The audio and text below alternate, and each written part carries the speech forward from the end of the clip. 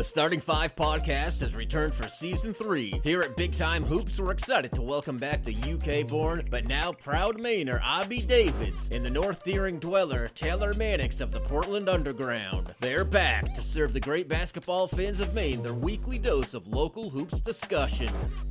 And now, without further delay, here is Taylor Mannix and Abi Davids with the Starting Five podcast, brought to you by Big Time Hoops Maine and presented by Town & Country Federal Credit Union. Welcome in, everybody, to the Big Time Hoops Starting Five podcast presented by Town & Country Federal Credit Union. I'm Taylor Mannix, and we're back. A couple of weeks off for both Abi and I. Last tournament week I was active and at it, as most of you knew, but Abi is back this week.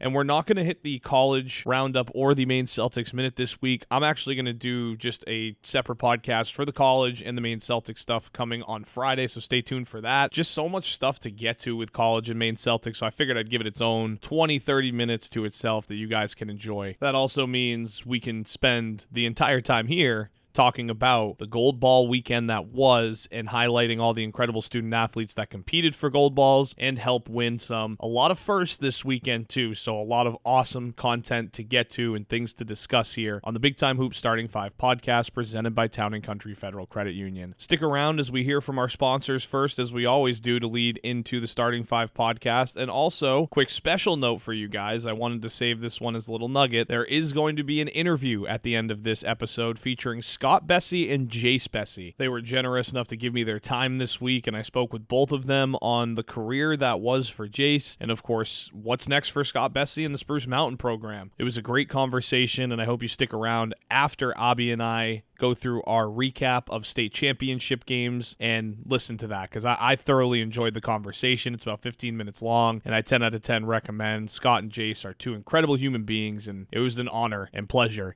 to speak with them this week, and the fact they gave me their time was incredible. So I hope you guys check it out and listen to it and enjoy the Starting Five podcast, again here on Big Time Hoops, presented by Town & Country Federal Credit Union. Abi Davids, Taylor Mannix on the other side of this commercial break. At Town & Country Federal Credit Union, we believe in hoops, except the ones you have to jump through to get a great deal. That's why Town & Country has a rewards checking account with a free debit card that has no monthly fees, no minimum balance, ATM refunds, and lots of financial freedom no matter what your age is. Stop paying ridiculous fees for your money. When it comes to making a winning shot, joining Town & Country Federal Credit Union is nothing but net. Make a fast break to Town & Country now online at TCFCU.com. That's TCFCU.com. Town & Country Federal Credit Union. Membership eligibility applies. Federally insured by NCUA.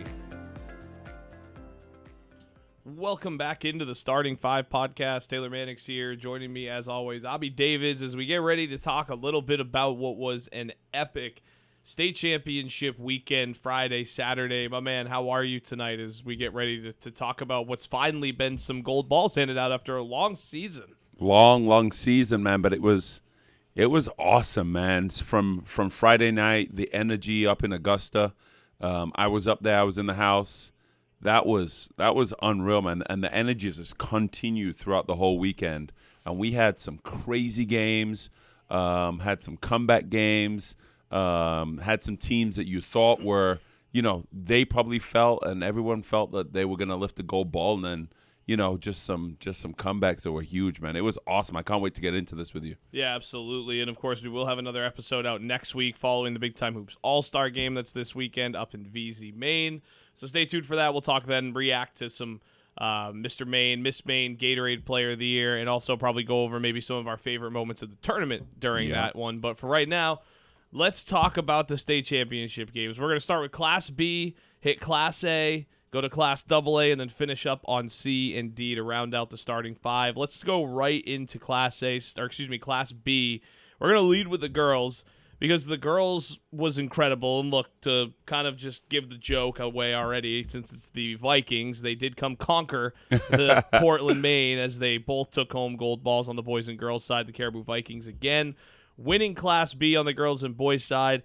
But let's start with the girls side, because that team won the Class B title in an unfathomable way in overtime, scoring 4 points at the free throw line in the final 1.5 seconds to beat the Biddeford Tigers 49-48.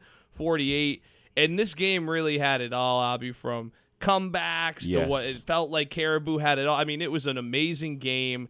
Overtime, big shots, whatever you want in a state final, you got in this one. So everybody's money was well spent to get into the building and whatever concessions they had. What did you make of this ending, though? I mean, you and I were just kind of talking about, we'll get into the kind of, I guess, deeper into it about how it all went down. But just what was your reaction to that crazy game? And I know, of course, the Silvas, close with you. Yes. So, I mean, to see them thrive at that level must have been great. But, again, heartbreak in the end for Biddeford. Yeah, unfortunately, I feel like inexperience may have played a part into it. And obviously nerves, right? If you watch the start of the game, even in the first quarter, you leave thinking, yo, this Caribou team is good. They're not what Biddeford expected, and they're going to run away with this thing. And I'm going to say the heart of those young Lionesses, they refused to go away. They fought back. They played hard, and they got to a point at the end of that game where everybody in there thought they were going to win it. And, and I think players, coaching staff, everybody's going to, hindsight's 20/20, right? You look back at the game, you look at the ending of the game, and there are 1,000 different things you could have done, and Biddeford walk away state champions. You know what I mean? That was like the 1 in 1,000 thing that you could do. You know what I mean? You put the girl on the line, or there's a steal turnover. I think everybody's in agreement that you throw the ball to half court and that game's over. You know what I mean? You throw it to half court, make them take a crazy shot or get a touch on the ball. But hindsight's 20/20. You're in the moment. It's tough. I've never been in that moment. I've never had to think at that level with that kind of pressure in a state game with the whole state watching. So, I just want to say hats off to the Biddeford Tigers on their season. Hats off to those Caribou Vikings. They brought it. And I know Madeline Dupre had 29, but I tell you what, man, that is a team. That is a well-coached, well-ran team. Everybody on that team contributes. Everybody played hard. Everybody guards. Everybody boxes out. And that was just, in my opinion, that showed what women's basketball is right now. It is played at a high level, and that's what that was. Great representation for the women's game. Yeah, no. Again, kind of pointing out to you, no matter where it is in the state, because they're up in Caribou there, and they just absolutely came down and whooped some South ass this weekend here. I mean, it was incredible to see. And you mentioned Madeline. She had 29 points as you lose, 16 rebounds as well. They finished 21-1, and by the way, it's the first championship for the girls on the Caribou side since 1983. Wow. And you could thank Quinn Corrigan for those clutch free throws in the final seconds. She also made the steal at the end, to your point. It wasn't the star of the show, Madeline Dupre, who made the biggest play of the game. It was Quinn Corrigan, and to see her step up and ice those free throws, I would have been peeing down my leg at that line. You would have seen the stanky. My leg would have been shaking. But she just went up there. I mean, ice cold. Man. It was unbelievable. So, yeah, that was a crazy ending. And you mentioned it. Probably, for Biddeford, it's going to be could have, should have, would have. Yeah. In a lot of those situations. But you have to tip your cap. I thought to even come back and force the overtime alone for me. Exactly. Showed you, as you kind of pointed out, the heart of the lion. Right, the heart of the tiger in this case. Heart of the tiger, even better. But they were great, and the Silva sisters too down the stretch was just incredible to watch. I think this was their coming out party as freshmen. We'd been talking about them a lot, and credit to you all year. Did you see? Did you see Gabby Silva against Oceanside in the regional game? Unbelievable. From half court, just like she won logo. She won the South Regional MVP. Yeah, you want to hear a funny story? Yeah, let's hear it. She wins the South Regional MVP, and I think they're so jacked up and so happy after winning the game that they're talking on the bench and they're elbowing each other, just doing what freshmen, what high school players do after winning a South Regional championship. It gets mentioned, and the what's the name of the award? Oh, I had to do it to you, didn't I? Yeah, we'll figure that out at some point, and we'll come back and say the name of the award. But she wins the MVP award, right, for the South Region, and she brings it out. And I'm like, because it looked like she didn't know what it was, and she was surprised. I'm like, yo, Gabby, do you know what this is? She was like, yeah, it says sportsmanship on it, so it's a sportsmanship award. I'm like, nah, girl, you the MVP for the whole South B class tournament. Like, you are the girl. She goes, wait, me? I'm like, yes, girl. You're the MVP. I love it, being humble too, right? Oh, so humble. Those girls are the best, man. Well, and she earned it too. Just an incredible performance. And you look back at that game too.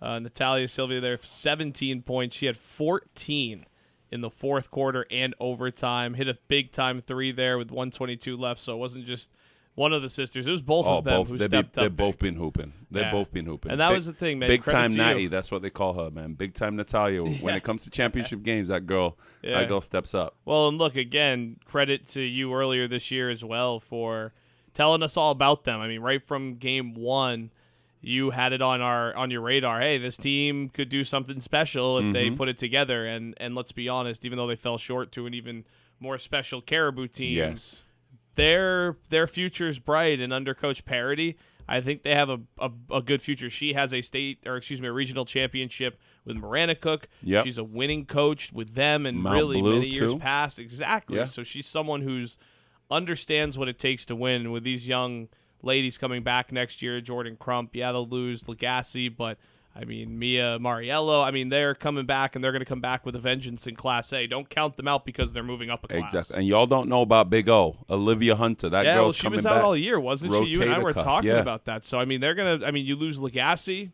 and you instantly gain right there. But, yeah, it should be a really fun season for them next year. And, again, congratulations, Caribou Vikings. First championship again. In a long time for them, 1983, and it was kind of done on the back of a freshman. Yes. So they went Those home. girls they were can happy. play, man. They can. Well, and look, to get to the boys' side, less drama in the boys, but still fantastic one to watch. It was Caribou's third Class B title on the boys' side in the last 6 seasons under Coach Kyle Corrigan. Also winning in 2019 and 2020. This group used lockdown defense and fast break basketball to really dominate the game. Previously unbeaten York came into this one with a lot of expectations, but ultimately 65-44 is how it ends. Both teams ended the season 21-1, funny enough, because York went in there undefeated. York was trying to win its first state championship since 1991. They're going to have to try again next year with a little bit more of a new group, kind of a senior-laden core there. But, again, just an incredible performance for Caribou to come down here and hand York that game. And really, it all changed in the second and third quarter. 14-8, Caribou outscores York in the second quarter. 19-7, they outscore them out of the halftime break and really put that thing away. Layden Bellinger, 16 points. Owen Corrigan, 13. And Cayman Sargent, 13 as well. And the 21-1 Caribou Vikings sail back up north after, again, conquering Portland with 2 gold balls and claiming Class B for theirs. And I think it's fair to say right now, Coach Kyle Corrigan is one of the best coaches in the state of Maine. Yes. He now has 3 Class B titles in the last 6 seasons in Caribou, bringing them home. And let's not forget, there was a lot of drama in the last one they had in 2020.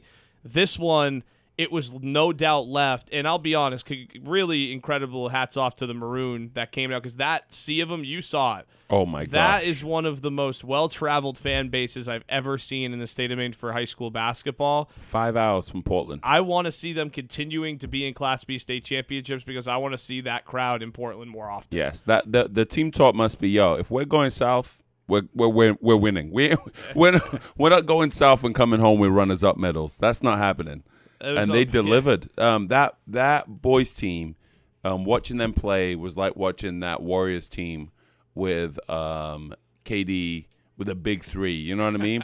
They like third quarter Warriors. That's what I saw, man. They played fast. Yeah. They got after it. I really like that brand of basketball. They play that Big East style basketball up there, man. And Steve Carmichael always tells us about it on the Northbound podcast. But we saw it. It was a great brand. Both of them, both teams, the girls and boys, I thought it was a really good brand of basketball they played. Because they guard hard. They guard together.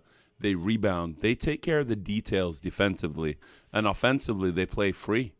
Like, isn't that like, all right, as a coach, and I do the same with my Kent Hill guys. Shout out Brad Galley, my main man. But I do that with my Kent Hill guys. I tell them that I'm going to own the defense. They can own the offense. Isn't that more fun? That's what you want.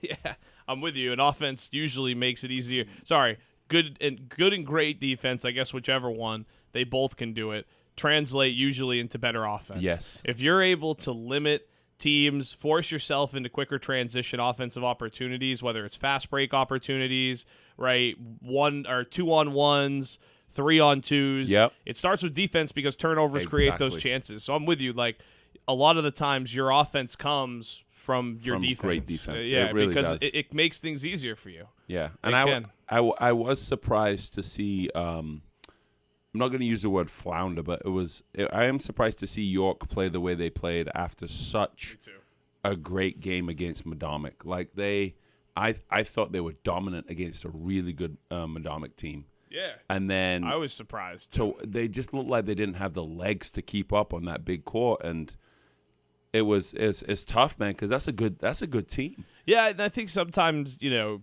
just don't have it. You those just have days. that day, yeah. And we'll talk about another team I think it happened with in the state title game as well at some point in Mannix, the Links. We'll get to them in Class C a bit for sure.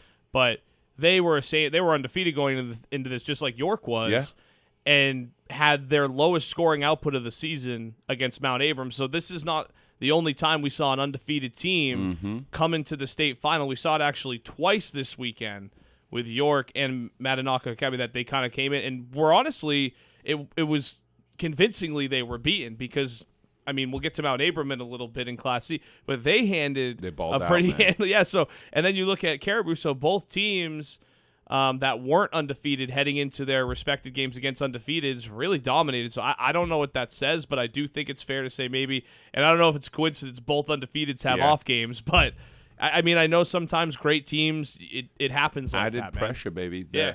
So John Morgan, obviously a good friend of mine. If you ever listen to this podcast, you know that. I think they lost their first game. I think Falmouth was their first loss. And I remember he and I talking. I was like, "It's a good job y'all just lost now, because mid-season, like, it's a good loss. Take the loss. Take the monkey off your back. Like I think Chevrolet did it last year, right? Undefeated season for a gold ball. It's so hard because you're trying to keep the run alive. You're trying to win a gold ball. The added pressure of all of that. Like, I'm telling you, sometimes a little too much now. Every shot is worth way more. Instead of just going out there and doing what the Vikings did and just play loose. Yeah. Just ball out. Well, and I think, again, to your point, and we'll get into these two teams too, there was two teams, at least to my knowledge, that finished undefeated this year, and that's the Valley Girls and Penobscot Valley Howlers, who we'll talk about too. So, again, not many undefeateds this year by the end of the season when it was all said and done. But let's carry on. Again, congrats to Caribou. Let's get into the Class A games that you talked about that you were up in Augusta for on Friday night. They kicked off the state championship weekend, which was, again, fantastic. And I was going to wait to lead for this, but I can't bury the lead. You cannot bury the lead, man. Hit it. Davis Mann scored 43 points in one of the greatest individual state title performances we've ever seen. It was also an epic comeback by the Navigators, who won in overtime after erasing an 8-point lead with under 2 minutes left. I should say 8-point deficit with under 2 minutes left. They came back from that. Yes. They forced overtime. Mann scored 18 of Falmouth's 22 in the fourth quarter and then added 8 more in overtime. He finished 3 points shy of the Class A state final record set by Brunswick's Ralph Mims in what 2004, who, by the way, went to play at Florida State. Falmouth finished their season 19-3. And for their seniors, Abi, it was just the best way to cap it. They had 12 seniors in this team. Most, when they were freshmen and sophomores, lost state finals to Nokomis, Cooper Flagg, of course. Y'all remember him in Ace. Then the next year to Brewer. Respectively, the latter in heartbreaking fashion. That Brewer team won in a very close game. If you remember, that was the Brady Saunders and Brock Flagg year. Yeah, Brady Saunders hooped in that game. We saw Falmouth run into those two teams in this group, by the way, is freshman, sophomore, junior year.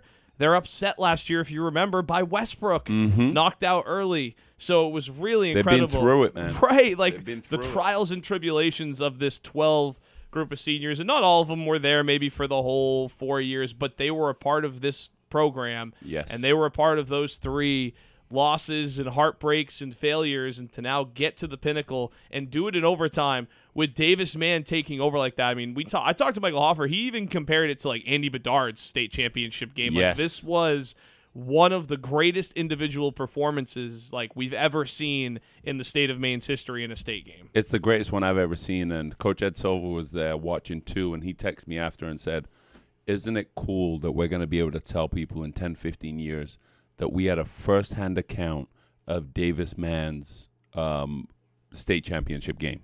It was unreal. And so that was 43 points on the night. As I'm walking out, people are yelling to me, hey, Abby, just so you know, that's 500 on the season. I'm like, 500 what? Points. This man had 500 points this season. That's unreal. And so just to talk about the game real quick, Messalonsky as a team outplayed Falmouth as a team. But David's man, I'm telling you right now, this man refused to lose. You know, they go down 12. Nope, we'll cut that. We'll go get 2 layups. We'll get a couple and ones. He hit a 3 with about 40 seconds left in the game. And at no point did I think Falmouth were going to win the game until he hit that 3. And I think I turned to somebody on my left where I'm like, yeah, this game's done. And I think they were down 2 at the time. I'm like, this game's over. If he's feeling like this game's over. They forced overtime, and then it was over. The overtime wasn't even a game. They just dominated Messalonsky. And I tell you, hats off to Ty Bernier, who had a phenomenal game for Messalonsky. That man can ball. Like, Ty Bernier can really hoop, and he was cramping late in the game, and I'm not sure if that affected anything, but I think what really hurt Messalonsky was that they played 6 guys.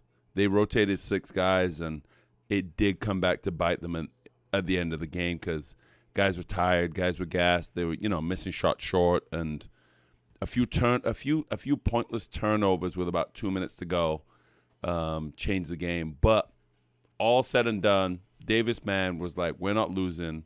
He refused to lose. He balled out. It was awesome. Yeah, and you mentioned, there's other guys too there. Ty Bernier, 24 points on the night. 3 made 3-pointers as well. Parker Reynolds had 7. Drake Brunell had 13. These are the Ryan Parent had 7 as well too. In every name you're listing, underrated guys in the state. Very underrated in the state. Underrated guys in the state.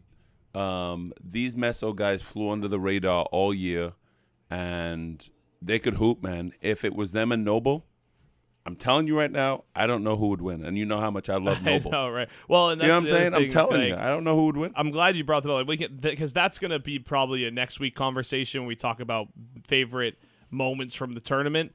Davis Mann, Jameer Rose. We'll save that for next week. That was one of the craziest things I've ever seen. But this also proves, like, as Davis Mann, they could have cleared the court and said, "Yo, 101, bro. Check up." That was crazy. Yo, check up. One of Let's the play this. craziest third quarters I've ever seen in a regional final. You can't talk about that game without talking about Bryce Guittard. Him too, right? Yeah, he had a I'm with you, big and we'll get into it next week. But I think too, like you look at Davis Mann in that game, and that was almost like he preheated the oven for the state final. Yo, you know what I mean? He set that oven to 500, man. Well, you know what I mean? Because it's like he balled out so hard, and I know he didn't necessarily hit the game winners and carry them over like he did in the state final, but that third quarter by him, I mean, if it wasn't for him exchanging buckets punch for punch with Jameer and Bryce, like, you're so right, they're not even in that position, and then all of a sudden he goes, like you pointed out, I gotta do it again, and he does it like. It's unbelievable. And I know he wasn't Mr. Maine basketball semifinalist, which drives me.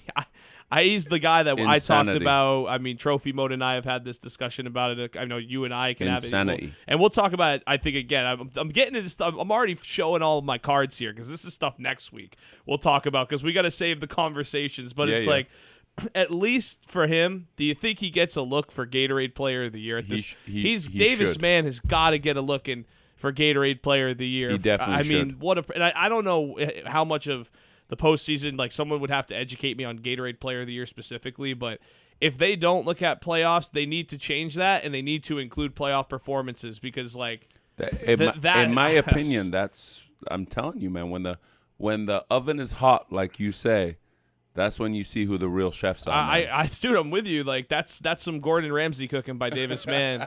and again, 3 points shy of the Class A state final record set by Ralph Mims in 04. For anyone who hears me saying that name, they're like, what? Yeah, he was 3 points shy of that. Yeah. So unbelievable. Unbelievable. And they get a state championship that we kind of have mentioned has eluded them for 3 years. And in 2 of those years, they played 2 of the best Class A North teams we've seen in the state in a while, like that Cooper Flag, Ace Flag team. Yes. With what's his name? The other one, Towson. Matt White. Matt and White too. Towson. Yeah. There was that team was nasty. Crazy, bro. That team was crazy. And so you think they had to go through that, and so they finally get there. There's 12 seniors doing it. But let's go over to the girls' side again. 2 great games up there. Real go quick. ahead. Sorry, we're gonna get to the girls' side. I'm telling you right now, you can take the individual accolades, you can throw them away. I know if Davis Mann was to choose state championship, Gatorade, or Mr. Maine. No, state wouldn't even be close. Gatorade and Mr. Maine, or state championship. He'd take state. He's taking the state. 100%, bro. So it don't even matter. That man's. Did he man's play happy. football? I have no idea. I mean, I'm sure a lot of those kids played football, so they got 2 state titles there because they won football. Yeah, if he played football, then watch out, man. Well, that's what I'm saying. He might have 2 rings. Yeah, that's a wide receiver I want nothing to do with. I know. I'll have to ask Spence there, the head coach over there, how many of those boys played on the football team, because they did. They played like champs. Yeah, and you're right. I don't think anybody would try. I mean, team accolades are always better, I think, than those individual. Way better. You get a ring. Yeah, right, and a gold ball. That's pretty cool to always look at. Let's go to the girls' side, because Mount Ararat won their first state title Friday night in team history with a 43-31 victory over Hamden Academy at the Augusta Civic Center. Juliana Allen, 17 points, 12 rebounds to lead the way to help the Eagles finish 20-2. It didn't start smoothly for the Eagles. They had more turnovers than they had made baskets in the first half, 8 turnovers to 6 made baskets, and only led 14-12. But in the second half, the Eagles' free throws shooting proved key as they ended their season hoisting a gold ball. And look, Abi, this group was assiduous. God, I can't even remember what that word was, bro. I practiced that one too. But either way, it basically they're hardworking, they're diligent. Yes. And they really put a lot of work to get back into this point. They fell short last year. Their rivals Brunswick in the South Final. And with all 5 starters returning, maybe we should have penciled them in all along to be in this position. I know you and I kind of had them pretty much keyed in that like they should win it. But to see them finally really lift that gold ball, be where they're at now, and have it done under Julie Petrie, who had a really, really great career as a field hockey coach with the Lisbon Greyhounds. She actually had like 80 wins, won a regional final with them in Class C, so she's understood what it's taken to win on the field hockey field. She came to Mount Ararat, let's say about like 4 or 5 years ago now, and has completely clearly taken this team and run with it. And one cool thing too, Mount Ararat and Brunswick are massive rivals, and they've won state titles back-to-back years. So cool. It's kind of cool. Like no one can really have the upper hand in that rivalry after they both kind of go back-to-back. And for Mount Ararat, it was just really cool to see them overcome, especially after last year, watching them lose to that Brunswick team that went on to win the state championship. And for all 5 of those girls to come back and reach the mountaintop, these are the stories we love. First gold ball, which, by the way, as we go through this, is going to continue to be a trend with first gold balls. It's awesome, man. Pretty cool, though, that Mount Ararat was one of the first ones to really create that headline and get it done in Augusta. Yeah, and that's a really special group. And Coach Petrie, shout out to you. Like, I'm telling you, she coaches hard throughout the game. She's on it. Awesome. Even when you're going to lift the gold ball, she coached all the way to the final buzzer. It was awesome. She always impresses me when I see her and how she delivers her message. And she rotates girls in. She makes sure the girls don't get tired. Like fatigue, I think, is a big thing for them. But I'll tell you what. I want to say 2 things. Juliana Allen. Unreal. That girl is unreal. That girl, like, I'm telling you, if I would advocate for her to play at the next level with anybody, that girl's good.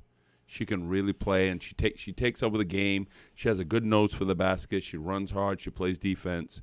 She is, with all of those great players around her, she is the shining light, and she never backs down from that spotlight. pretty good size too, right? Great size, like good lengthwise length. with her Her arms. footwork is unreal inside, and she finishes really, really well. So Kaylee Wag is on the team. Her uncle, who I believe, Brian Wag, started this. And I remember when he started this, I think they're 3rd or 4th graders, and had that whole group playing together in the spring as an AAU team, in the fall as an AAU team.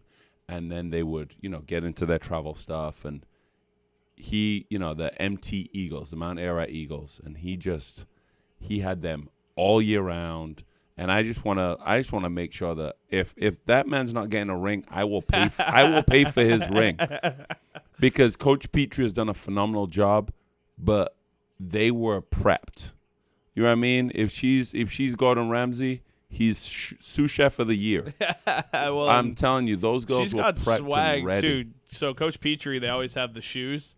Oh, some of the sneaker swag is freshest tough. shoe game in the entire state too. So they got swag. She told me when I asked her about, I'm like, some of the shoes, she goes, well, right, you look good, feel good, play good. And I'm like, I love it, right? Okay. So they live that motto there in Topsom for those Eagles. But big time win, and as you mentioned, it takes a village. It 100% does. To You win have to these have the state feed. titles. You have to have the feeder program, and it's nice to have people in the community that are invested in progressing the game and giving great experiences along the way. Yeah, absolutely. Well, let's get into the Class AA games that were the nightcap at the Cross Insurance Arena here in Portland. And we'll start on the girls' side, as what a game it was. Emma Travis, the senior for South Portland, scored 17 points. Junior Destiny Peter added 16 and 15.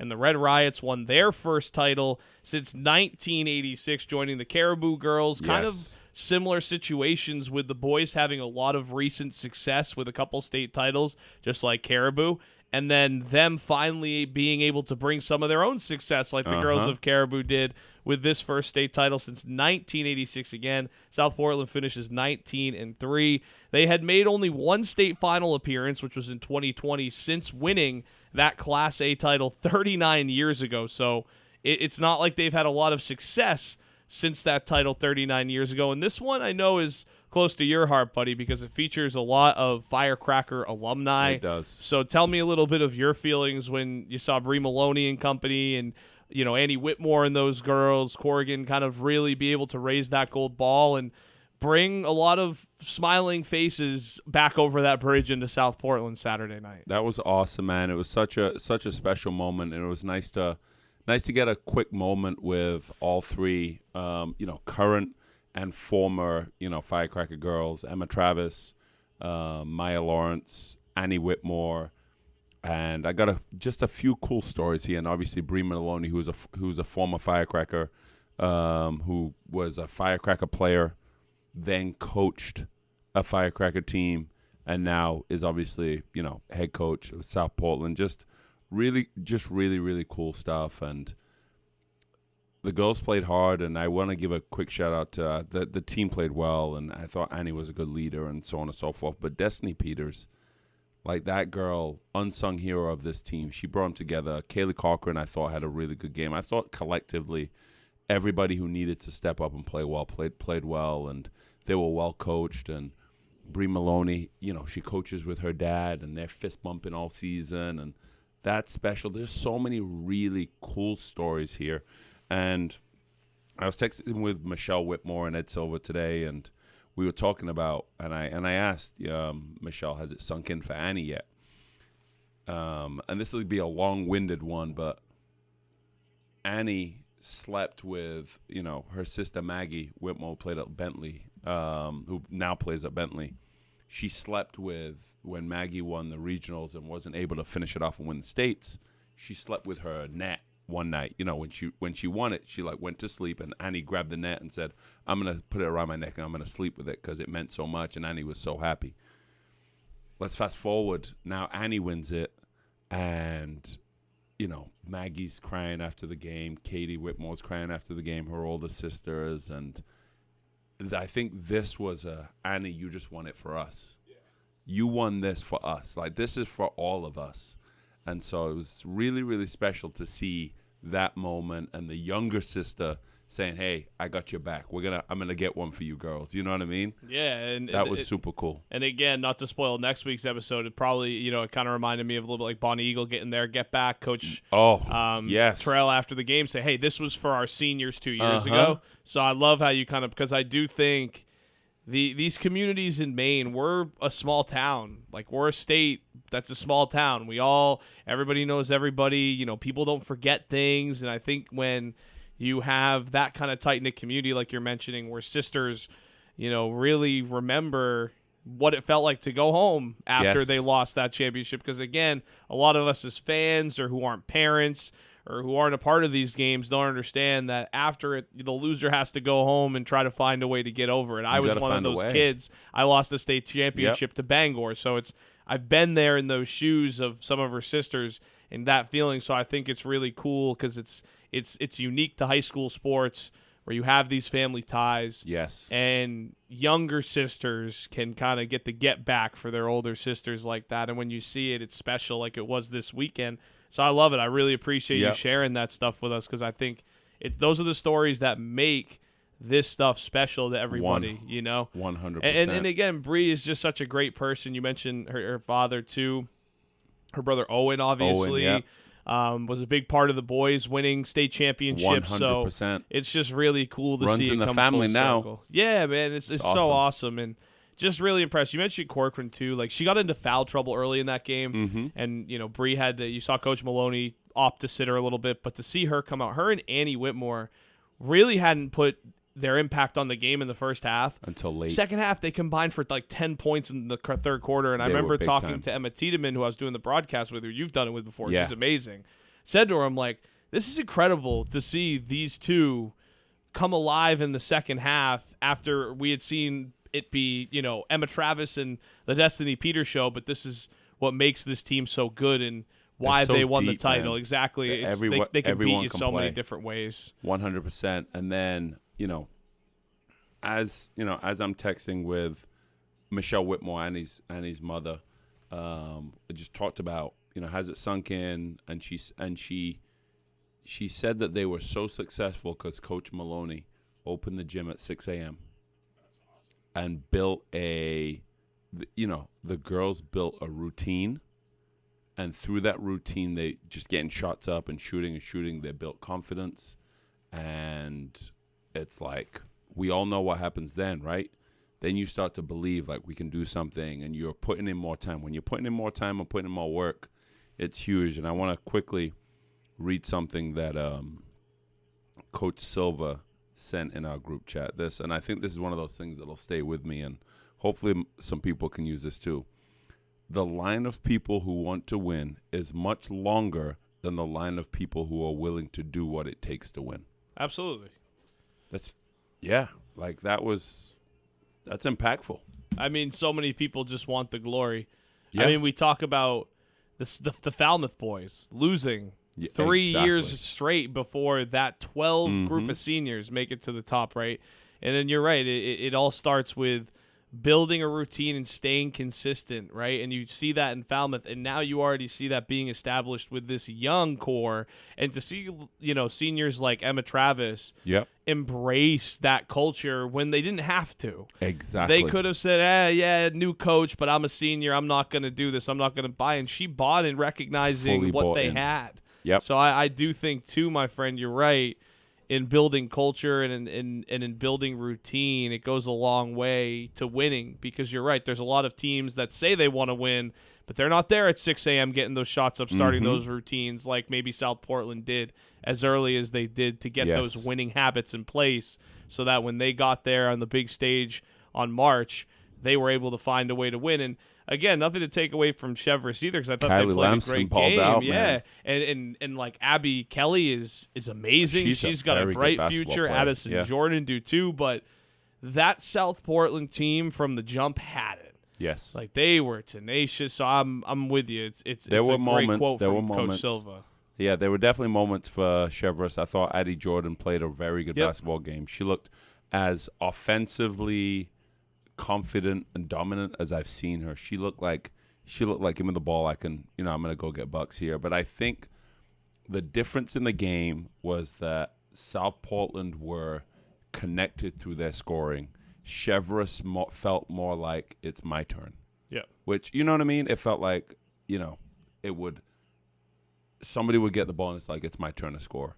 Or, it always felt like it was my turn, not it's our turn to score, if you know fair. what I'm saying. I also thought, too, just like, I thought South Portland's defense was so good. It was. It just made it so difficult. Like, I was seeing a lot of frustration on Addison Jordan and Abby Kelly's faces throughout. By the time the end of the game, like, you could tell they couldn't rebound over Destiny Peters. I felt that was the biggest difference. That was. She ate up every rebound. So offensive putbacks were going crazy. So it was like, all right, you're going to get one shot down here. Looking like Jokic down I'm going there. to give us another one. I know. Unsung hero. I agree. She was fantastic. And she's a junior, so she's coming back. Exactly. So they're going to be dangerous. That team's going to be dangerous. I know. Man. That Class A next year with the reclassification is going to be absolutely It's going to be insane. Every game's going to matter, too, which is nice. It's going to be crazy.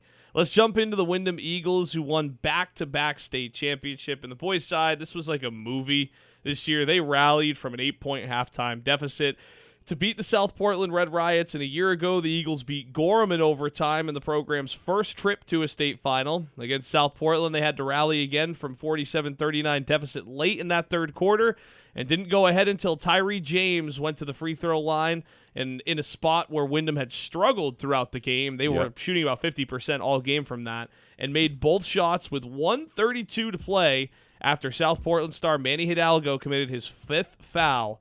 It was the Eagles' first lead since they ended the first quarter ahead 19-18, and they never looked back. A big charge taken by A.J. Moody, a layup that ended up being the game-winning bucket as well, and the Windham Eagles soar to another state championship. I know you and I have been kind of high on this team, and it's funny, when I did my picks, you weren't here. I actually had Windham South Portland with Windham winning. So wow, I got to pat myself on the back for kind of picking that all the way there.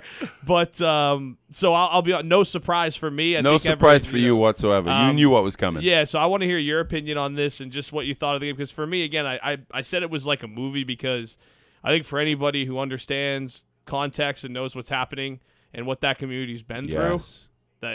Unreal. Goosebumps, man.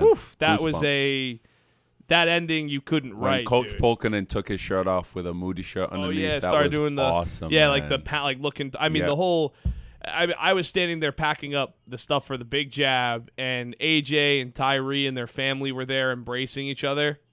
Like, I'm almost crying now. Thinking, I mean, a lot of emotions that for someone who wasn't even a part of it, like if you were just around it, you felt like the energy. For sure. If you know what I'm saying, like you could like feel the emotion, even if you weren't a part of it. Like you knew what that moment meant to so many people, especially that family. So Pat was in the building, man. Dude, the energy was. It was insane. When AJ ran over there, I mean that was like I said, I'm like you can hear my voice. Like it was like crazy to feel.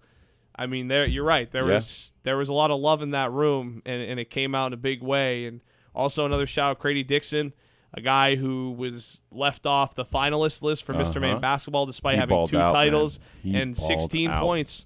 And he's someone who I think is one of the most underrated players in the entire state. Couldn't agree more. Like he delivers every game, man. On both ends of the floor. Game. He can guard. He can get to the rim. He was so good. And I thought I didn't think they were the best team all game. But sometimes you just got to be the best closers. I thought they had moments there, great moments all game, but it was definitely a sparring match, especially for the first half. I thought South Portland had a pretty big third quarter. I thought Darius Johnson and Gabe Jackson looked really, really good. Like those two looked really good, and they took over a little. Gabe Jackson, especially in the third quarter, took over.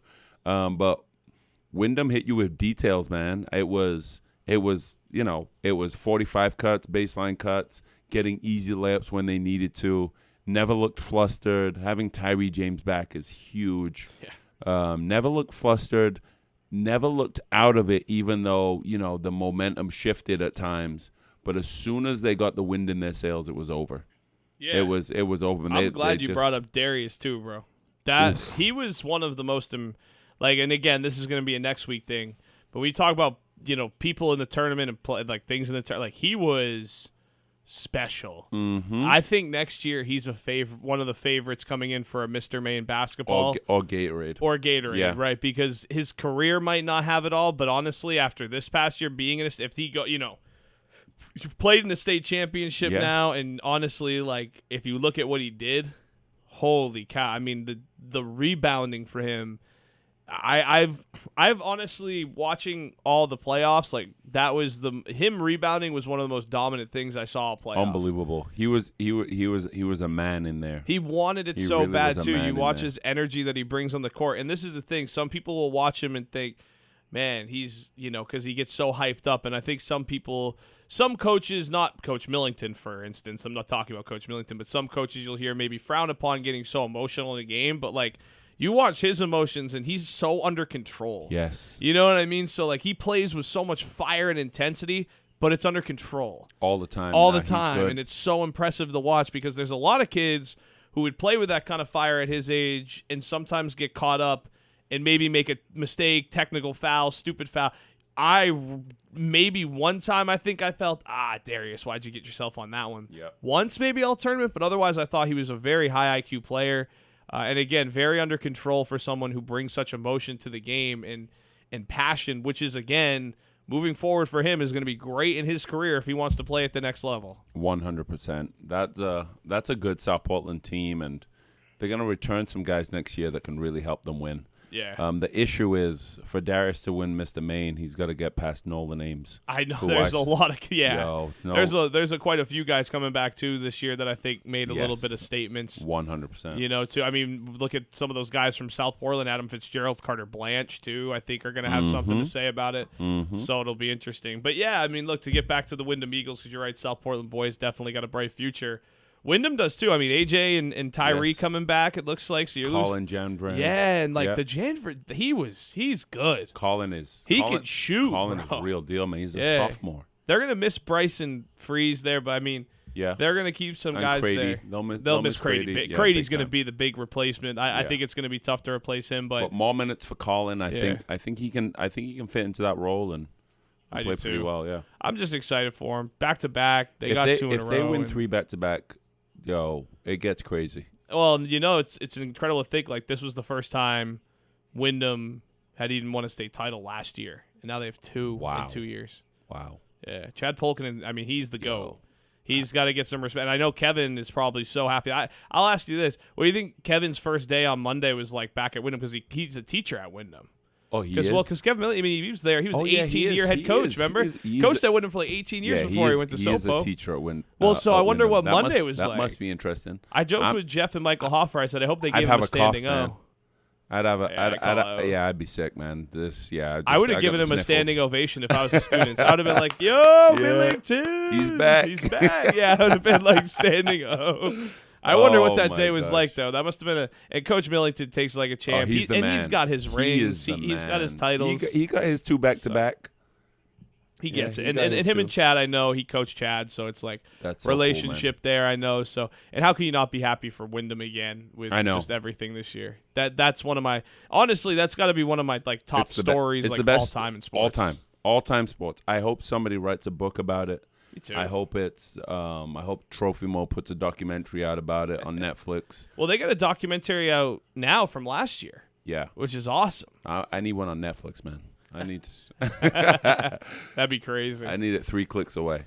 But yeah, look, I mean, AA was great. Again, Windham Eagles, South Portland Red Riots, your 2 state championship. Windham on the boys, South Portland on the girls. And that concluded things in Portland. There was 2 more, Class C and Class D. Abby and I both obviously weren't up in Bangor for either of these. These were tough ones for us to get to, but we'll do our best to give you guys some coverage of them because it was a dominant performance in Class C on the girls and boys side. First, we'll start with the South winners as the Mount Abram Roadrunners boys team never trailed against Mannix Academy, and this is the Links. They beat them 74-48, earning their first ever state championship on Saturday at the Cross Insurance Center in Bangor. The Roadrunners led by 20-plus points most of the way in a dominant victory from wire to wire over previously unbeaten Mannix Academy. And we talk about this, Abby, because this is much like that York game we mentioned earlier where York comes in undefeated against a very good Caribou team like Mount Abram is athletic with size,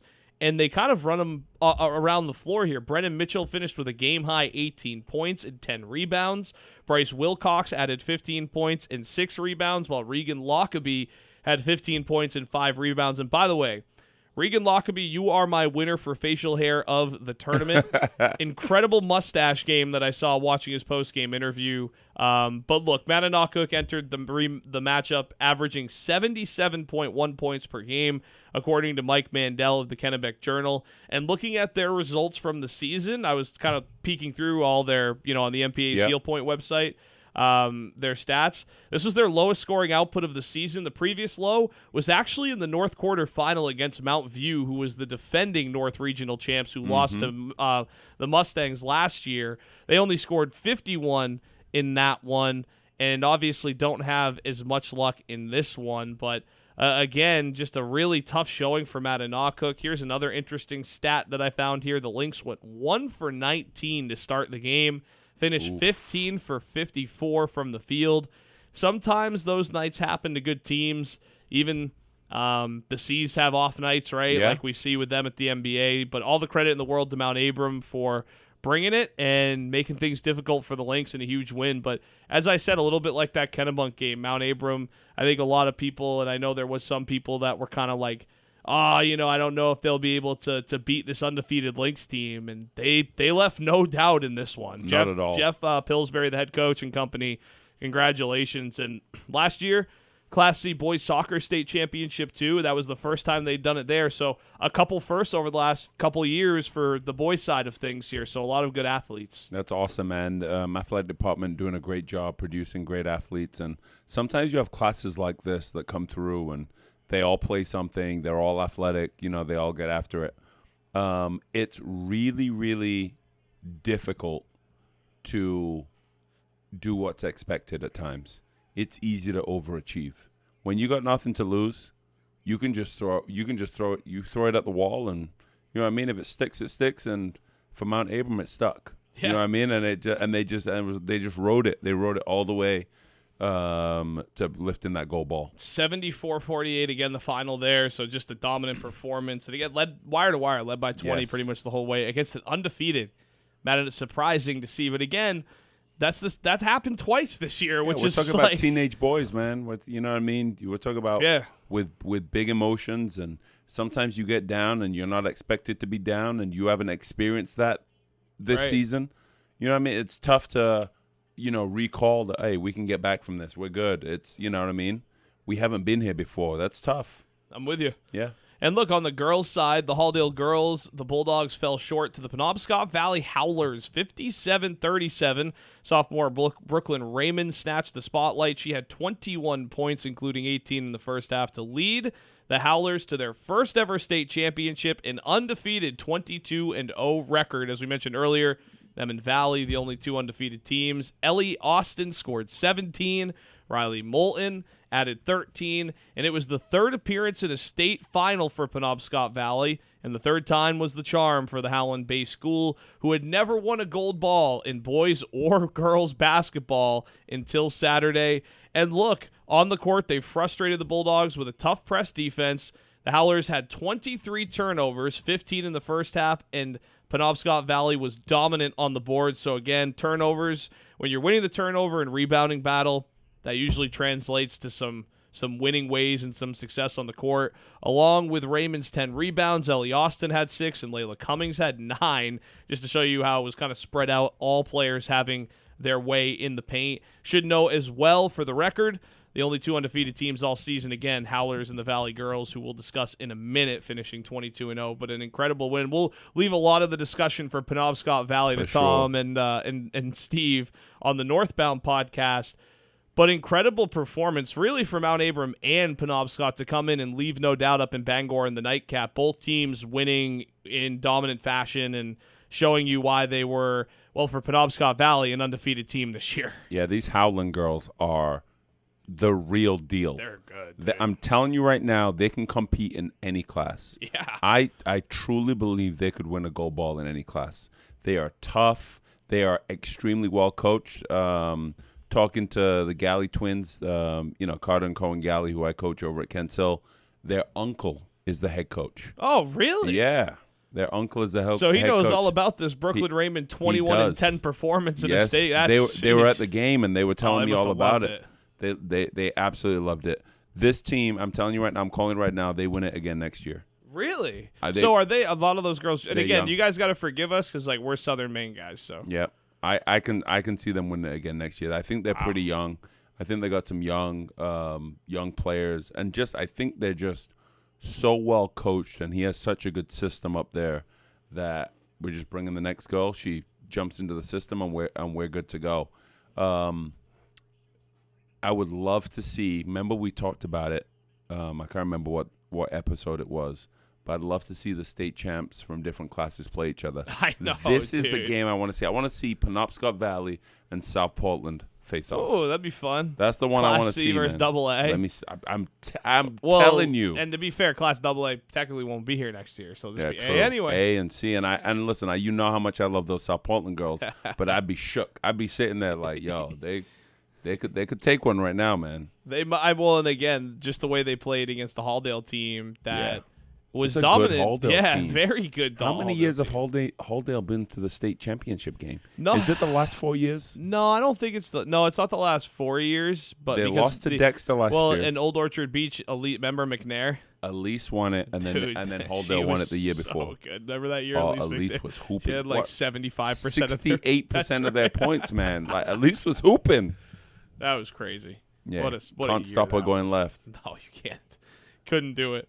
Let's go to Class D now, though. Speaking of the undefeated Valley girls, the Cavaliers were led by Madeline Hill and Liana Hartwell, who each scored 14 points to lead the Cavaliers over Central Aroostook 48-28 at the Cross Insurance Center in Bangor on Saturday. It's the first gold ball for Valley, which fell 60-42 to Southern Aroostook in the state final last year. They get some revenge this year. They had gone one step further in the Class D tournament in recent years, going to the South semifinals in 2022, the regional finals in 2023, and the state final last year before finally getting over the hump Saturday. It was the fourth state championship game appearance for the Cavaliers, and they now have the hardware heading back into the trophy case. Really special season for them. I was reading some of the articles on the Portland Press Herald with their quotes that they were saying how it felt really good that their group was the one to do it. And I think that's so cool because, again, when you're a first-time ever state title, like that's you forever. People are always going to – you're the first. You're the first. You did it. You set the bar. And it was really cool to almost hear –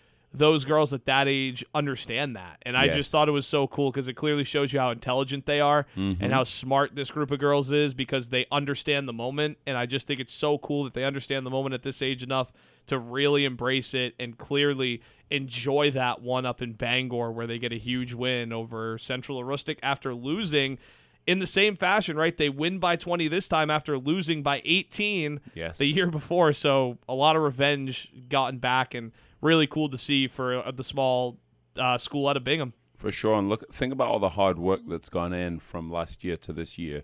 This doesn't happen without the work. You know what I mean? Right. A lot of hard work, a lot of dedication. So congratulations to those Valley girls.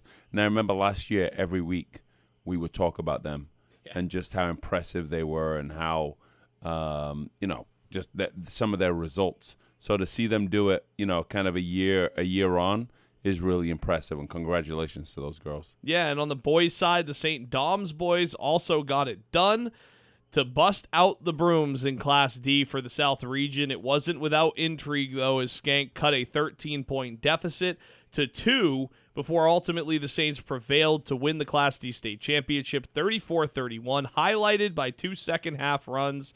The Saints finished 21-1 on the season this year, and it was also their first state title, so 2 pretty huge milestones reached in the Class D games in Bangor. Also a crazy stat, St. Dom's only scored 1 basket in the fourth quarter, but hey.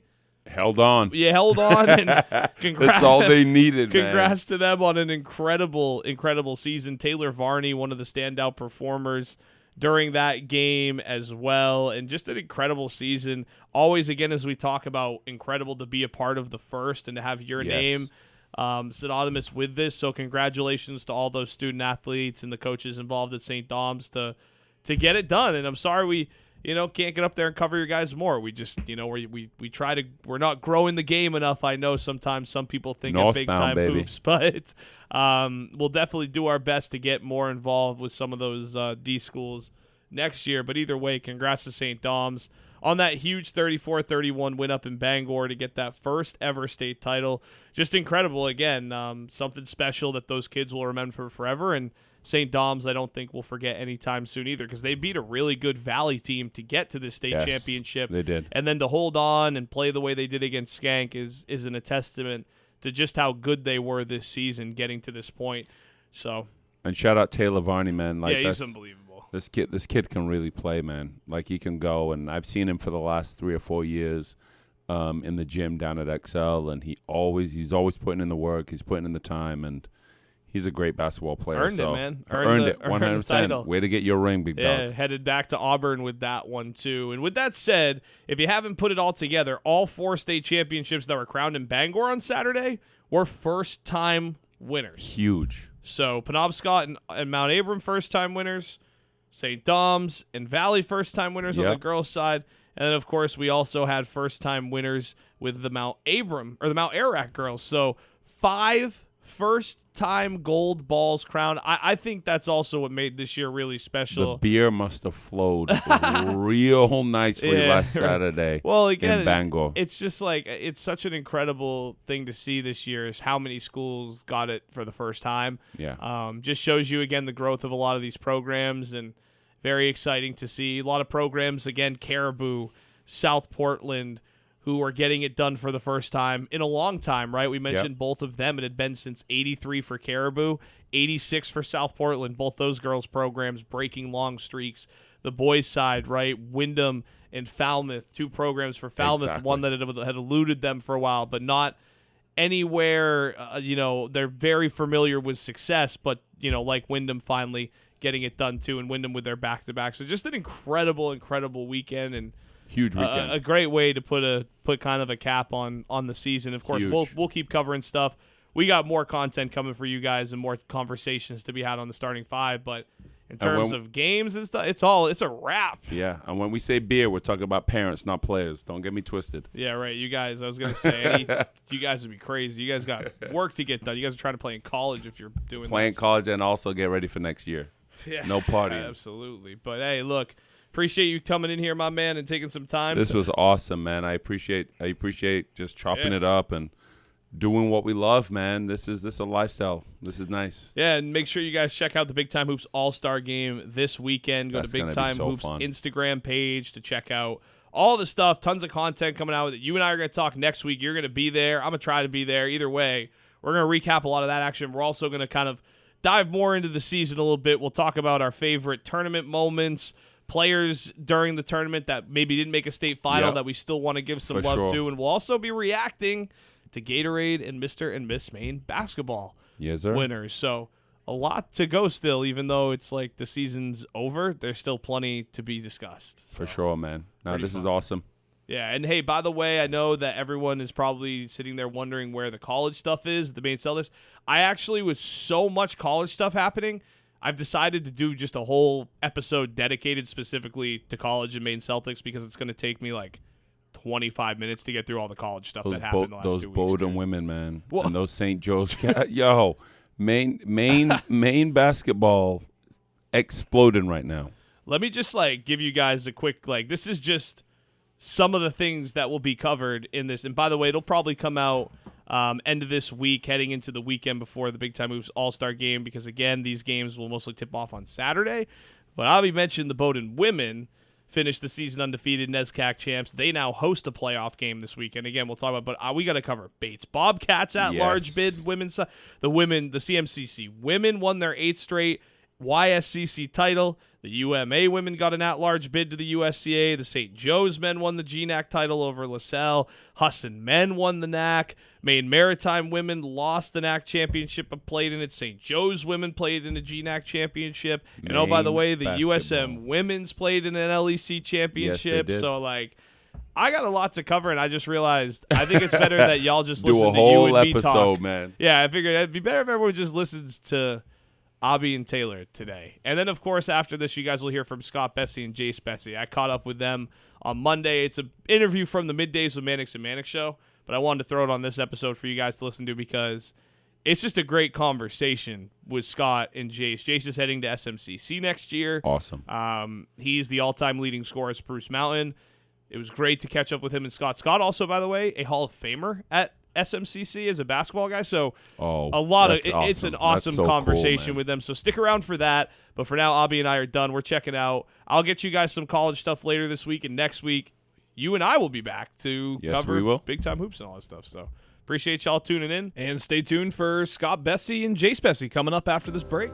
The shots you never make are the ones you never take. Give Town & Country Federal Credit Union a shot and you'll be part of a winning team. Town & Country has an awesome mobile app so you can do what you want when you want it. No monthly fees, no minimum balance, a free debit card, and you can get paid for living life. Don't double dribble the opportunity to bank local and bank better, except not at a bank, at Town & Country Federal Credit Union. Join Maine's best credit union at TCFCU.com. That's TCFCU.com. Membership eligibility applies. Federally insured by NCUA.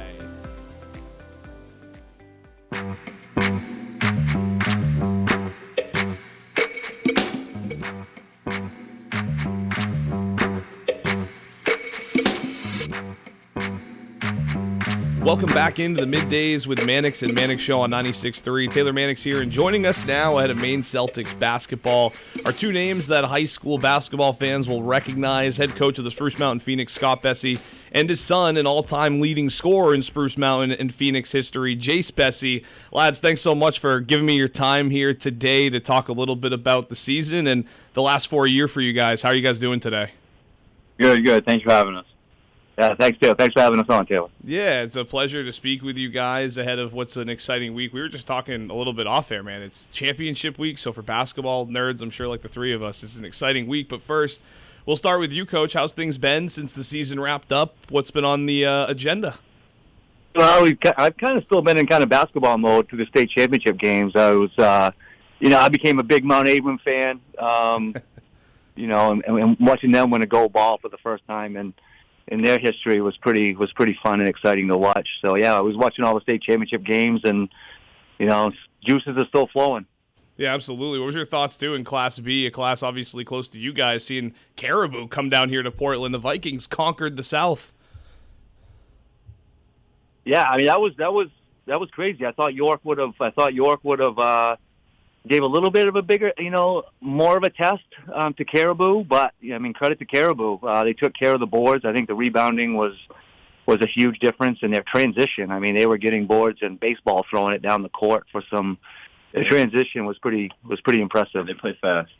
Yeah, and I mean, this is a good time as well to bring Jason and talk about what it's been like for you, my man. How's it been since the season ended? What's been on your agenda? I've been taking it slow for like the last couple of days, but in the next couple of days, I'm probably going to get in the gym and start getting active again. But right now, it's been a little bit slow. Taking it easy. Have you enjoyed watching some of your peers? I know you're close in the basketball community with a lot of these guys, and seeing some of those guys excel. No, it's been great to watch all my guys playing. Windham, like getting that gold ball, looking at that was great. Two-peat. Yeah, absolutely. I think that was one that was special to a lot of people, especially that Windham community. Let's talk about you guys. Yeah. That's why I brought you guys on here. And again, we'll go back to you, Coach, because I just want your feelings since, again, this season ended, obviously, final one with your son. And, I mean, you guys had a hell of a ride over these past 4 years and just competed in every single game. I enjoyed watching it for the last 4 years. What's it feel like? I know, obviously, a little different this year, not going to have Jace back next year. Yeah, it's going to be. I kind of forgot what it's like to not coach my son. And there's a little bit of me that is kind of looking forward to it. I'm certainly going to miss him and everything that he brings. As far as an individual basketball player goes. But we have a lot of great pieces coming back. Jace was obviously a very important piece to us. But I think our guys that are coming back are going to be, a year bigger, a year stronger, a year better. I think they're going to be more than capable of, taking all those field goal attempts that Jace had and easily, evenly distributing them throughout the returning cast. I think they're going to be ready for it. Yeah, and we'll definitely touch a little bit on your team as well, because I know you do have some really talented pieces coming back. I look forward to talking about with you today. And Jace, for you, right, different perspective. It was your senior year. What was some of your favorite memories from this year and over the past 4 years playing for the Spruce Mountain Phoenix? Obviously, I think that my 1,000-point was a memorable one, and being the leading scorer for all of J. Livermore and Spruce was definitely good. But I think my teammates, getting closer with them, I think was the biggest part of anything. I mean, every year there's always a couple of my teammates that have been a really big part of my career in general. So it's got to be that. Yeah, and I think it's so awesome, too, as well, to hear the selflessness in you there, to share that with your teammates. And what is one of those games maybe you won't forget with them? I know for me, one that pops up was in the tournament against Oceanside. That game was absolutely epic. The comeback you guys staged, and I saw your comments as well after the game, meaning a lot to you. I mean, what are some games maybe that come to your mind that you really aren't going to forget anytime soon playing in that uniform? Well, we won the MVC championship this year. I think that was another big one. We won it my freshman year, and then fell short my sophomore and junior year, and then we came back this year and we beat Mount Abram in it, and we lost to them at home in the regular season by a couple points. It was tough, but then we played them in the MVC championship game, and it was fun to play in that. But that was definitely a memorable one.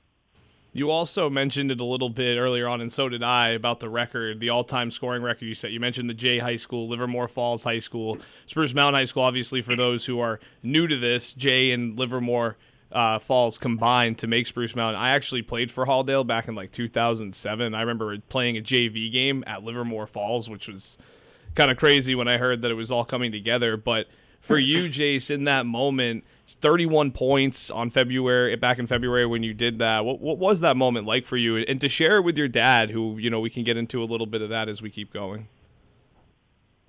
I don't really know. It was great. I mean, it was a great game. I'm gonna be honest. It was just it was back and forth the whole game, and I know we were down by 10 or something, with 3 minutes to go, and I don't know. I kind of just shot the ball every time I got it, felt like, and they were going in. So I mean, and then just kind of took the lead in the late fourth quarter and a couple stops, and eventually won the game. So yeah, we knew going into that game he needed 20 to break the 40-year-old record by John Canelio, I was 10 years old when he won a state championship in '84 as a Jay Tiger, and he was a god. He was a god to me, and to think that Jace broke his record that's lasted 40 years was pretty surreal. And to be honest with you, we were so locked into that game and wanting to win that championship that our athletic director knew that he needed 20, and this was well after the game was over. The girls' game was kind of just starting, and he came over and asked, how many did Jace have? And I was like, he had 31. And then all of a sudden we both just kind of looked at each other and we're like, oh my God, he broke the record. We just kind of forgotten all about it. And so at halftime of the girls' championship game, that's when they made the announcement that he broke the 40-year-old record held by John Canelio since '84, which is pretty cool. Yeah. Yeah, you mentioned that, Coach, and I'll go to you now a little bit to expand on that, because you mentioned the guy before him that you watched him play. Any similarities in their game, or has the game changed so much that in 2020 it was a little bit different? Well, I mean, and I still communicate with John on awesome. Twitter quite often during Jace's years. He's a Jace fan. He likes Jace a lot. And I told Jace when he broke John's single game scoring record last year was 42, and Jace had 44.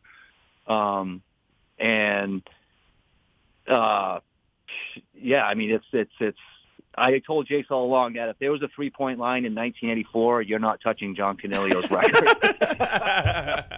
because he was a very similar. I mean, '84. teenagers were built different. They were in the weight room a lot more. I mean, he was a big, muscular dude, but they all were. You look at yearbooks from 1984, and all the athletes were just bigger, thicker, a lot more weights being lifted in the 80s than right now. But he could shoot the ball, and he had no 3-point line. So if a 3-point line existed in 1984, I think he's probably right around 2000. Honestly, my goodness, John. Jace, where did you end up? Scott, Jace, whoever. I mean, whichever answer. Where'd you end up with the official count? 14-23, I believe, is where he ended. My Lord, I couldn't even dream of scoring that many points. With 220 3-pointers, too. Hitting 200 3-pointers in a career is very, very – I don't think it's been done a lot. It has been done, but he finished with like 220 3-pointers for his career, which is 660 just on threes. That's unbelievable. Yeah, and that's incredible. And, to reach these kind of milestones, and obviously we'll get into the college stuff here in a second with you, Jace, takes a lot of dedication, love for the game. What growing up for you helped you fall in love with basketball to be able to have the kind of drive and passion you do for the game to get yourself to the level you're at? I was always like around basketball. Like my dad coached at Chevrolet, and like I was like probably like 4, and he'd always bring me like to his practices. So I'd always be around like him in basketball. But I think like my like freshman year, I think, is when it really started to like lift me up and like wanting to like just be around it, like, and get in the gym and just shoot all the time. And I don't know, I think my freshman year kind of started it, because I don't know, I had a good year, like really good year my freshman year, and I thought I could just keep it going. So yeah, I think it's my freshman year. Yeah, well, and Coach Bessey, for you as a parent and coach, it must have been incredible to have a front row seat to seeing him put this work in and then watching it manifest in games. And how rewarding was that for you as a coach and parent to watch it all unfold and now be able to know you get to watch him in college as a fan and parent and not a coach? Yeah, I'm looking forward to that a lot, honestly.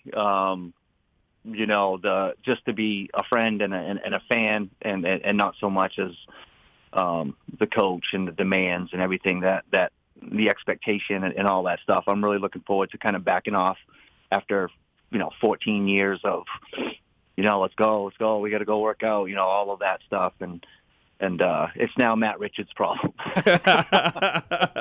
Hey, look, I'm sure Coach Richards is looking forward to having Jace there too. And Look, before we get into that future stuff, I do want to give a shout out as well to another cool storyline that goes along with you two, which is Avery Bessey, and the fact that you and her were both selected as semifinalists for Mr. Maine and Miss Maine basketball.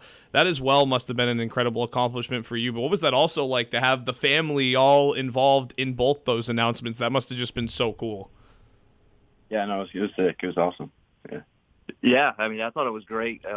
It was the timing of it was very cool. I think they were making their tournament run as we were making ours, and I think it's Mr. Basketball. It has a lot to do with your career, and she played in a state championship her sophomore year, regional final her junior year, had a little bit of a run this year, had tournament records for 3-pointers made, and she's quietly put in, quite a career, and it was pretty awesome to see her get some recognition for it, for sure. Yeah, I'm sure that was great for the community to have both repping there, and especially seeing the Bessey name on it. Just incredible stuff. And, well, looking towards the future now, I know you've made that decision, Jace, to go play at SMCC next season. Great program, great history in the Yankee Small College Conference. Even has a USCAA national title as recently as 2022. What went into that decision to come play ball in my neck of the woods at the next level? Because I do live in Cape. I'm literally 2 minutes, so I go to a lot of these games, so I look forward to being able to watch you play. Why SMCC? I don't know. My dad played there. It's like Hall of Famer there, by the way. Okay. That's awesome. Okay. Hall of Famer there. So, I mean, playing there is I have a little bit of family ties. So, I mean, it'd be nice to bring that along. And I love the coach. Good friends with my dad, too. So, like, I've been around him a lot. So, knowing the coach pretty well. And then, I'm my future teammates, too. I'm excited to play with them. So, yeah. Yeah, I mean, the campus, we went and, campus is nice. Yeah, we've been on that campus throughout his whole 4 years, off and on, and I'll put that campus up against any campus around. It's unbelievable. That's what I was going to ask you guys next. Like, what was your favorite part about the campus? And knowing that you've been down there, Scott, I mean, I'd love to hear your opinion on this for both of you. What's been that kind of attraction to come down here? I know for me, it's the beautiful views I always see, and of course the great bakery I go to, Scratch Bakery. Shout them out. Sunday trip for the bagels, man. They're amazing. But, I mean, what's it been like for you two? Obviously, Scott, earlier in your career there for basketball, and Jace for you now. I mean, what's that attraction? Because you're right, the campus is like, it really is tough to beat. Yeah. No, I mean, you walk out of that gymnasium and bang, right on the balcony right on the porch kind of the gymnasium, you're seeing the ocean and it's crazy how much that campus has changed since. I mean, I was down there in '96, so I'm a dinosaur. And that campus has changed so much. And Matt has changed that program so much in his tenure there that it's in. I mean, it's kind of, he has. Jace has some. His daddy went there and played ball there, and is good buddies with Matt. But that campus kind of sells itself a little bit, and the gymnasium is nice. They're revamped, strength and conditioning rooms downstairs, and I think their coaching staff is incredible. All of his assistant coaches have been amazing during this recruitment process. I know Jace thinks very highly of all of them. 100%. Yeah, Jace, I was going to say, what is the first impressions of the coaching staff? It sounds like, again, as your dad says, and as you're saying, it's been a really great experience so far, early and often. Yeah, no, they're great people. I got AJ and Ian. Yeah, no, they're great people. They're just Zach Mickle.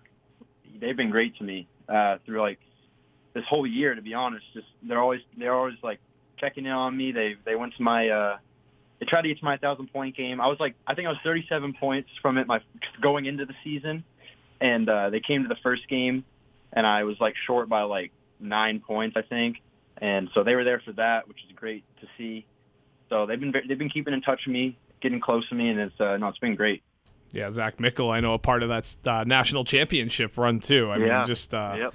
Really, I mean, you're talking about surrounding yourself with some winners, my friend. So I look forward to watching it as well. And again, Coach, I'll ask you with this too, looking towards next year with that Spruce Mountain team, right? I know we're up against it with you guys a little bit. We got to get to Maine Celtics basketball. I wish I could talk to you guys for like the next 45 minutes. I think we could talk for like an hour. We can do it again sometime in the future though, for sure. But what's it look like for Spruce Mountain coming back next year? And Jace, I'll ask you on the other side of this a follow-up. But for you, Coach, who's coming back, and what's the excitement? Because I know there are a few names that fans are going to recognize next year.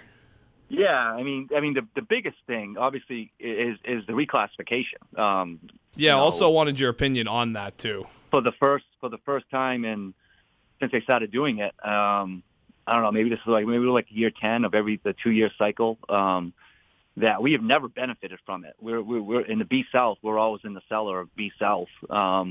We're always one of the smaller teams, having to go down there and play, the Yorks and the Madomics and the Great New Gloucesters when they were B, and to actually get a benefit of a reclassification is kind of strange. It's kind of a strange feeling, and to be playing tournament games in Augusta, which is what this whole community is used to. When Jay and Livermore were separate, we were going to Augusta for tournaments. So to be back in Augusta and be one of the larger schools in our division with the team that we have coming back, I mean, it's everybody's pretty fired up and pretty optimistic. Obviously, we got Kai coming back and Austin, 2 co-captains as juniors.